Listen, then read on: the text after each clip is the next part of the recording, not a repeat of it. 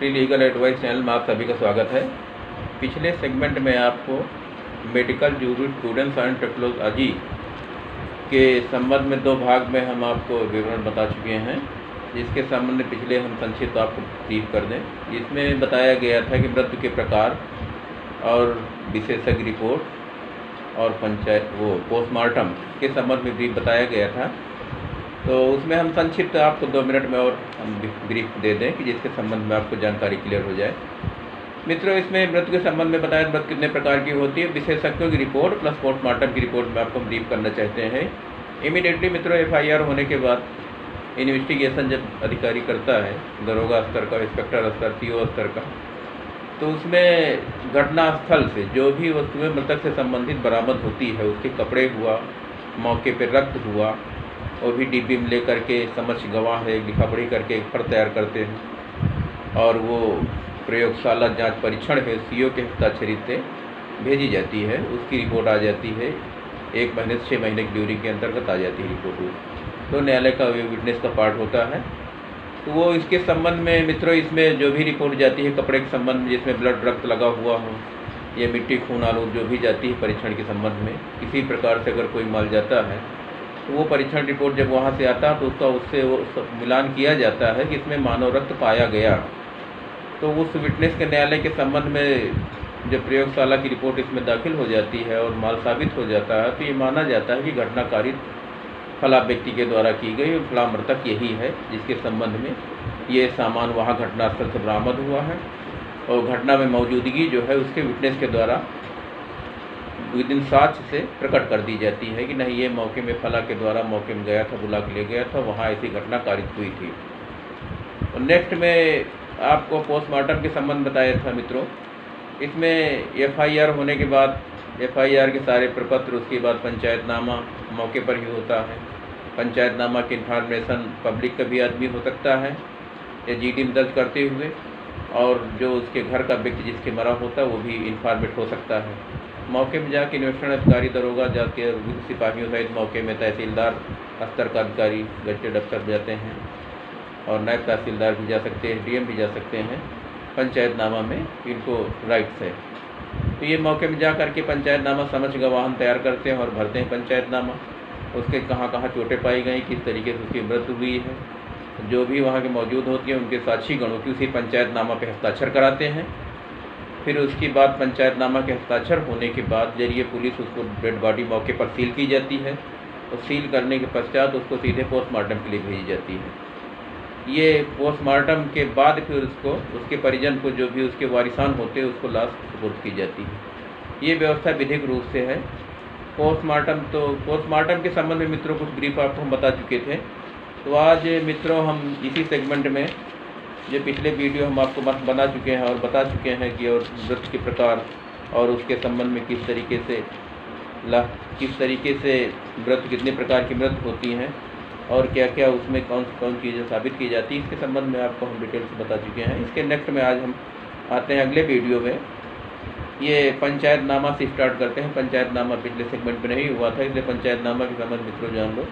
ये पंचायतनामा मित्रों यह है CRPC 174 के अंतर्गत, ये एक सेक्शन होता है पुलिस अधिकारी का जो CRPC के अंदर व्यवस्था प्रावधानित किया गया है। इसमें पंचायतनामा के एक प्रोफार्मा होता है।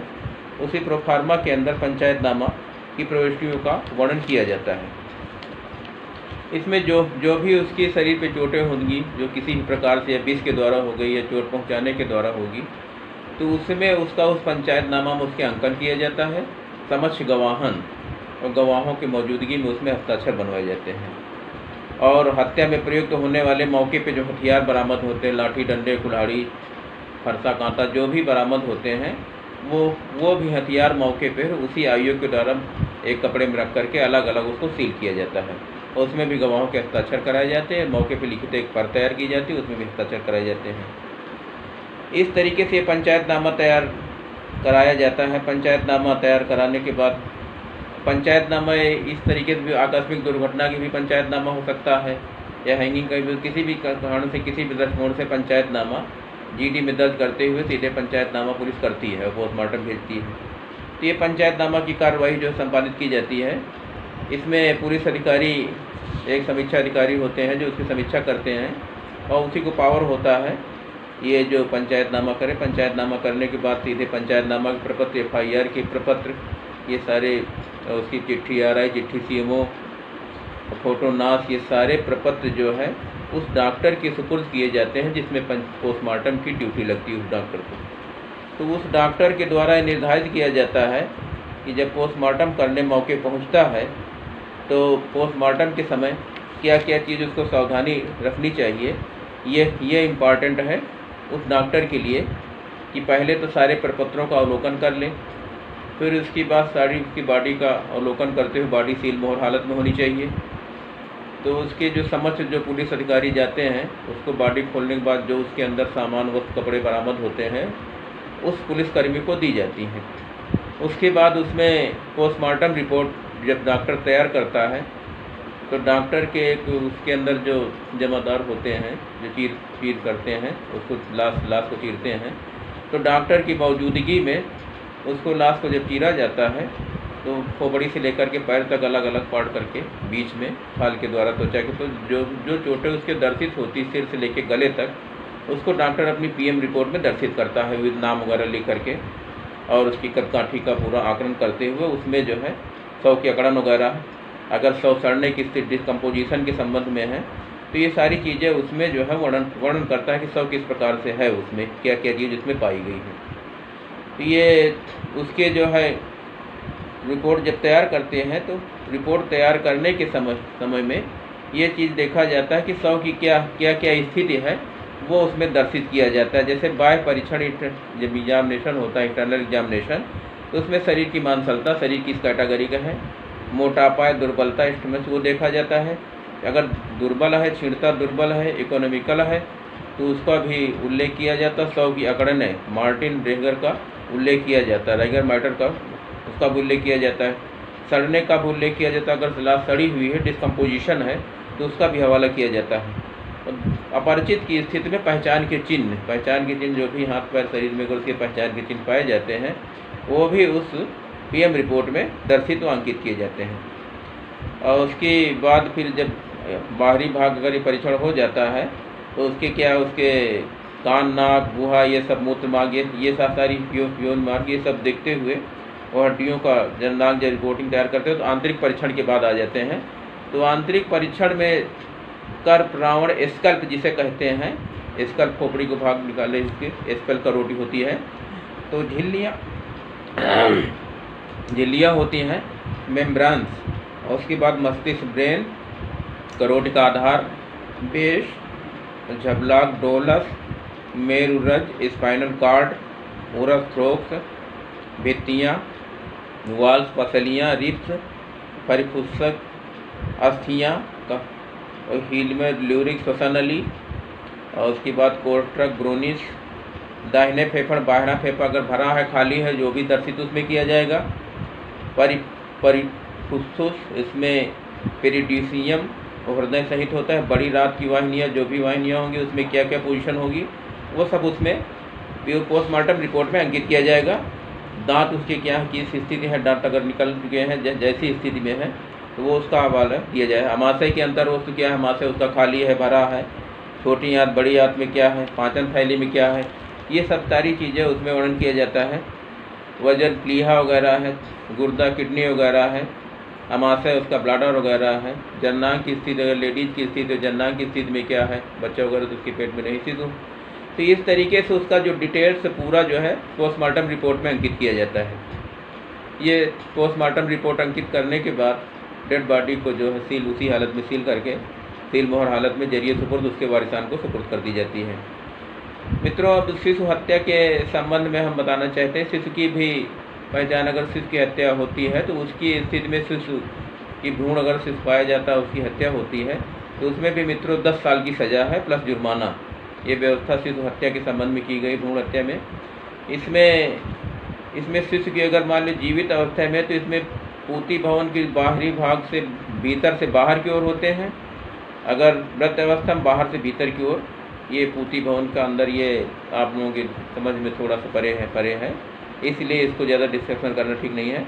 ऐसे स्थिति में अब मित्रों ये माजे 157 पेज पे श्वसारोध एक्सपेसिया मृत्यु के कारण किस तरीके से होती है, श्वसारोध है। इसमें एक्सपेसिया कहा जाता है इसको श्वसारोध का। और इसमें नाक, कंठ, नथुने, गला, ऐश्वर्य जो है वायु नली, त्रिकिया और ब्रोंकाइटिस और फुफ्फुस, फेफड़े, लंग्स, सहायक अंग, बाएँ, ये सब इसके शरीर के पार्ट होते हैं। इसमें डिकम्पोजिशन के उदर मांसपेशियाँ, एब्डामिनल मांसपेशियाँ, अंतर मांसपेशियाँ और श्वसन मांसपेशियाँ, तो ये सब अंदर की मांसपेशियाँ हैं। तो ये रिस्टोली मार्टिल्स, ये कर्नेलिया पेशियाँ। इस तरीके से मित्रों इसमें अब हिंसात्मक श्वसारोध होता है तो गला घोंट कर अगर हत्या की बाई थ्रोटिंग कहा जाता है।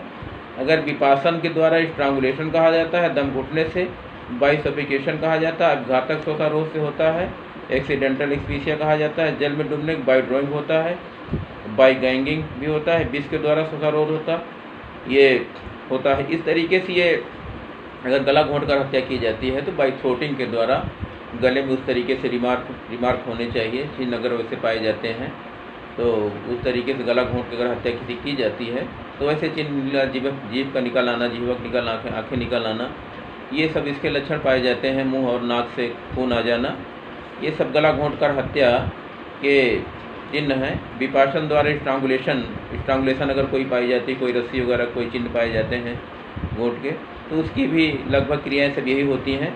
दम घुटने से बाई सफोकेशन, अगर किसी को इसी तकिए से किसी को दबाया जाए तो उसके दम घुटने से अगर मृत्यु होती है उसको बाई सफोकेशन कहते हैं। तो उसके भी लक्षण अलग तरीके से प्रतीक होते हैं। उसमें चेहरे में स्वेलिंग वगैरह आ जाती है और चेहरे की भिन्नता नीलिमा आ जाती है, हाथ पैर और उसके कलर जो है नीले कलर के हो जाते हैं। ये सब उसके जो है अंग पाए जाते हैं, ये लक्षण उसके पाए जाते हैं। कान और नाक से भी वो ब्लड भी आ सकता है, पानी भी आ सकता है, झाग भी आ सकता है। और बाई जल में डूबने से ड्राइंग की स्थिति में क्लियर हो जाता है मित्रों, पता चल जाता है अगर ड्राइंग हुई है तो। अगर मान लिया स्वयं से डूबता है तो उसके अंदर जल का भराव हो जाता है। अगर वैसे डाल दिया जाए जल का भराव देर में होता है, उसके अंदर पानी नहीं पाया जाएगा। ये सब क्रियाएं जो हैं इसके अंतर्गत होती हैं पोस्टमार्टम के अंतर्गत। तो ये आम साधारण सी बात है, इसमें मित्रों कॉमन चीज़ है, सबकी जानकारी में आम बात हो जाती है। अब मित्रों हम आते हैं इस पर चोट। अब जिसे कहते हैं चोट की कितने प्रकार की होती है आपके लिए जानना बहुत ज़रूरी है मित्रों। इसमें चोट के प्रकार नंबर 1 खरोंच होती है, इसको एब्रेजन हम कहते हैं, खरोंच, उसको एब्रेजन से हम संबोधित करते हैं। नीलगु निशान जो होते हैं कंट्यूजन ब्रूनिश कहते हैं। फटा हुआ घाव को लेस्ट्रेटेड वुंड कहते हैं। कुचले हुए घाव को मित्रों कंट्यूजन वुंड कहते हैं, कुचले हुए घाव को कंट्यूज्ड वुंड कहते हैं। कटे हुए घाव को इनसाइड वुंड कहते हैं। छिदे हुए घाव को पंचर्ड वुंड कहते हैं। अग्नायुध चोट से फायर आर्म इंजरी मित्रों कहते हैं। और इसमें मित्रों हड्डियों का टूटना जो फ्रैक्चर किया जाता है, जलना, झुलसना, ब्रूनिश इंजरी होती है। ब्रजपात या विद्युत के द्वारा इलेक्ट्रिक शॉक होता है। विद्युत स्पर्शघात या से अगर चोट होती 2000 वोल्ट से अगर 7.5 एम्पियर से अगर विद्युत का धारा प्रवाहित होता है 1 मिनट तक, तो उसका मस्तिष्क जो है तापमान 140 फ़ारेनहाइट सेंटीग्रेड हो जाएगा। तो ये उसकी पहचान है। तो इस तरीके से चोट के प्रकार हो गए मित्रों। अब हम आते हैं मित्रों सिर की क्षतियाँ, सिर में किस तरीके से इंजरियाँ पाई जाती हैं। ये पूर्व कपालिस होता है, फ्रंटल बोन। एक पार्श्व कपालिस है, अकुपेटल बोन कही जाती है। एक पार्श्व कपालिस, इसको पैराइटल बोन कहते हैं। शंखास्थिस्थ, इसको टेम्परल बोन कहते हैं। और कीलास्थिस्थ बोन स्पाइनल बोन कहते हैं। झंझारिस्थ को स्थाइमाइड बोन कहते हैं। बृहद मस्तिष्क इराब्रोम कहते हैं। लघु मस्तिष्क सीराब्रोम कहते हैं। बृहद मस्तिष्क इराब्रोम, लघु मस्तिष्क सीराब्रोम। सुषुम्ना स्पाइन कहते हैं। संन्यास कोमा को ड्यू टू कोमा इसको संन्यास कहते हैं। फेस में मित्रों ये 14 हड्डियाँ होती, कान की 6 हड्डियाँ होती। ये कॉमन चीज़ें हैं, ये आम बातें हैं। इस तरीके की चोट की जो ये सिर के हड्डियों की चोट पाई जाती है तो ये अलग अलग होती है। ये फ्रंटल बोन, अगर फ्रंट फेस में अगर कोई चोट पाई जाती है उसको फ्रंटल बोन के नाम से संबोधित करते हैं। पाश्चात कपालाक्सी जिसे अकुपेटल बोन कहते हैं, अगर पिछले हिस्से में अगर चोट पाई जाती है उसको हम अकुपेटल बोन के नाम से कहते हैं। पार्श्व कपालिस पैराइटल बोन, कपाल के सामने बीच में अगर प्रोपाइडिस तो उसको कहते हैं कपालिस से ऑक्यूपेटल बोन कहते हैं। और पार्श्व कपालिस बोन कहते हैं पैराइटल बोन, जो पिछले हिस्से सिर में चोट पाई जाती है उसको पैराइटल बोन के नाम से। शंख स्थित, जो बीच में शंख स्थित जैसे सिर को अगर चोट पाई जाती है उसको हम टेम्पोरल बोन के नाम से कहते हैं। और कीलास स्पाइनल बोन, इस तरीके से चोटों का हवाला मित्रों इसमें दिया गया है। तो ये चोट मस्तिष्क की नाड़ियों की स्थिति भी इसी प्रकार से होती है। मस्तिष्क नाड़ियाँ घ्राण नाली है, दृष्टि नाड़ी है, नेल संचालिका नाड़ी है, नेल संचालिका नाड़ी टेम्पोरल है, मौखायिका नाड़ी है, घ्राणी नाड़ी है, जिह्वा नाड़ी है, सायिका नाड़ी है, जिह्वा घृणा नाड़ी है, बाइसोफिकेशन। इस तरीके से मित्रों इसमें जो है ये विधिक सेगमेंट में ये आपको जानकारी बहुत ज़रूरी है मित्रों इसमें। तो इसमें ये जानकारी जब आपको हो जाएगी कि नहीं पोस्टमार्टम के संबंध में कौन कौन सी आवश्यक चीज़ें होती हैं जिनको हम दर्शित कर सकते हैं, और ये इम्पॉर्टेंट है पोस्टमार्टम की रिपोर्ट में, तो वो मित्रों आपके लिए जानना बहुत ज़रूरी है। इसमें मस्तिष्क का जो कार्य होता है मित्रों, इसमें मस्तिष्क का कार्य कब बंद कर देता है, ये आपको हम विशेष इंपॉर्टेंट चीज़ बताने जा रहे हैं। इसको आप मित्रों ध्यान दीजिएगा। इसमें मस्तिष्क की बीमारी के कारण भी हो सकता है, मस्तिष्क की आई चोट के कारण भी हो सकता है, विष के प्रभाव के कारण भी हो सकता है, और नशीले द्रव्य के प्रभाव के कारण भी हो सकता है, और हृदय के बंद होने से आई रक्त वाहिनियों के कारण भी हो सकता है, फेफड़े के बंद होने के परिणाम स्वरूप भी हो सकता है, ऑक्सीजन की कमी के कारण हो सकता है, श्वसनरोध के कारण हो सकता है, अत्यधिक रक्तस्राव के कारण हो सकता है, सदमा के फलस्वरूप हो सकता है, मस्तिष्क में रक्त अधिक के कारण हो सकता है। ये 11 लक्षण ऐसे हैं मित्रों जिसमें मस्तिष्क कार्य करना बंद कर देता है। ये आपको जानकारी होनी बहुत ज़रूरी थी, जिसमें किस कारणों से मस्तिष्क कार्य करना बंद कर देता है। 11 ऐसे लक्षण अगर पाए जाते हैं तो मस्तिष्क कार्य करना अपना बंद कर देता है। वैसी स्थिति में ड्यू टू कोमा कहा जाता है, संन्यास कहते हैं हिंदी में, कोमा कहते हैं इंग्लिश में। और मूर्छा की स्थिति में मित्रों, ये मूर्छा की स्थिति में होती 5 कारण है मूर्छा की स्थिति में है। रोगी को बेहोश हो जाना, आँखों के सामने अंधेरा आ जाना, पुतलियों का संकुचन फैलाव हो जाना, तापमान की कमी, श्वास गति के गिरावट आ जाना, मांसपेशियों की शिथिलता आ जाना। ये मित्रों मूर्छा होने की इतने लक्षण हैं। ये आपके लिए भी ज़रूरी है किस तरीके से आदमी को मूर्छा आती है, ये जानना इसमें बहुत इम्पॉर्टेंट है। और चेहरे का मित्रों, जो चेहरे की जो भी चोटें पाई जाती हैं उसमें है स्पीरियर मैक्सिलरी है चोट, इसको ऊर्ध्वाधर अस्थि कहते हैं। अधोहस्त अस्थि ये है, इन्फीरियर मैक्सिलरी है। और कपालिस्थ है, इसको कपालिस्थ को कहते हैं मूलर चेक बोन्स। तालु अस्थि को इसको पायलट बोन्स कहते हैं। नासास्थि बोन को नेसल बोन्स कहते हैं। सूत्रिका अस्थि को इन्फीरियर ट्यूबरक्युलस बोन्स कहते हैं। नासा फ्लैक अस्थि उबनस बोन्स कहते हैं। अम्बु अस्थि का लेराइनिक बोन्स कहते हैं। और इस तरीके से मित्रों ये सिर की चोट का हवाला आपको हम वर्णन किए हैं, पोस्टमार्टम रिपोर्ट का भी वर्णन किए हैं। तो ये जानकारी मित्रों आज के सेगमेंट में हम इतनी जानकारी दे रहे हैं। अगले सेगमेंट में हम 2 सेगमेंट पे इसको विधि का ये कंप्लीट आपको मेडिकल जूरिस्प्रूडेंस कंप्लीट कर देंगे।